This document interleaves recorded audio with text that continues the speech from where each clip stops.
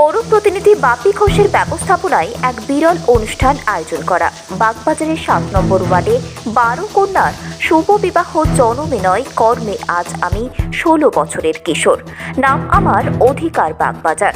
সার্থক জনম আমার জ্ঞানীগুণী ও গুরুজনের আশীর্বাদে। কর্ম আমার বড় ধর্ম।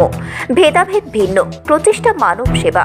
তাই তো 15 বছর অতিক্রম করে ষোড়শ বর্ষে 12 জন পাত্রপাত্রীর পূর্ণ সম্মতিতে তাদের অভিভাবক আত্মীয় পরিজনদের উপস্থিতিতে থ্যালাসেমিয়া বাহক নির্ণয় করে সরকারি বিধি অনুযায়ী অর্থাৎ রেজিস্ট্রির মাধ্যমে সামাজিক প্রথা মেনে ঘোড়ার গাড়িতে বর এনে আলোর রোশনাই প্রদর্শনী সহ বাগবাজার স্ট্রিটে শুভ বিবাহের আয়োজন করা হয়েছে।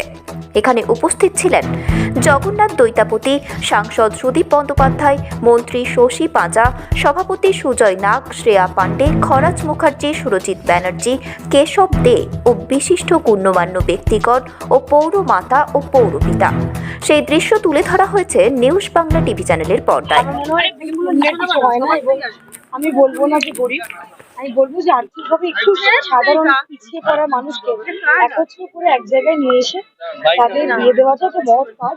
এটা যেন এগিয়ে যায়, এটা যেন চলে, এবং এটা আমরা সর্বক্ষেত্রে নিজের বিশ্বাস আছে। বাংলার মানুষ এখনো মমতা ব্যানার্জিকে বিশ্বাস করেন এবং মনে করেন তার বিকল্প নেতৃত্ব এই মুহূর্তে এই রাজ্যে কেউই নেই। তারা কিন্তু সচরাচর বিয়ে দিতে অনেক পারে না বা অর্থের অভাবে, সেটা বাপি ঘোষ বরাবর খুব নিষ্ঠার সঙ্গে করে এবং অবশ্যই তার অভিভাবকদের আশীর্বাদ বাপির ওপর থাকবে। বাপি আমাদের খুব ভালো সহকর্মী আমার, আর প্রত্যেক অনুষ্ঠানেই দেখি মহারাজ আসে, ভালো কাজ করে। বাপি বরাবর আমার খুব ভালো সহকর্মী আমার, আর এতগুলো অনাথ মেয়েদের বিয়ে দিচ্ছে, সেটাই সব থেকে বড় কথা। মানুষের আশীর্বাদ থাকলে ভালো হয়। মমতা ব্যানার্জি ভালো হোক, মঙ্গল হোক, এইরকম ভালো ভালো কাজ সব এখানে হোক।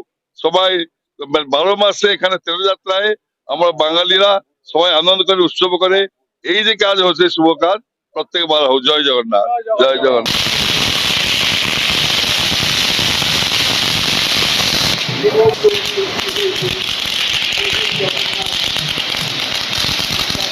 খুবই ভালো, বাপি খুব ভালো কাজ করে, আজ থেকে করে না অনেকদিন ধরে করে। এত বড় সামাজিক দায়বদ্ধতা নিয়ে 12টা কন্যার বিয়ে, এটা আমরা উৎসাহিত করি। বাপি ছাড়া এটা সম্ভব না। বাপি খুব ভালো করে করে, সুস্থ সুন্দর ভাবে করে। বাপির জন্য অনেক অনেক শুভেচ্ছা।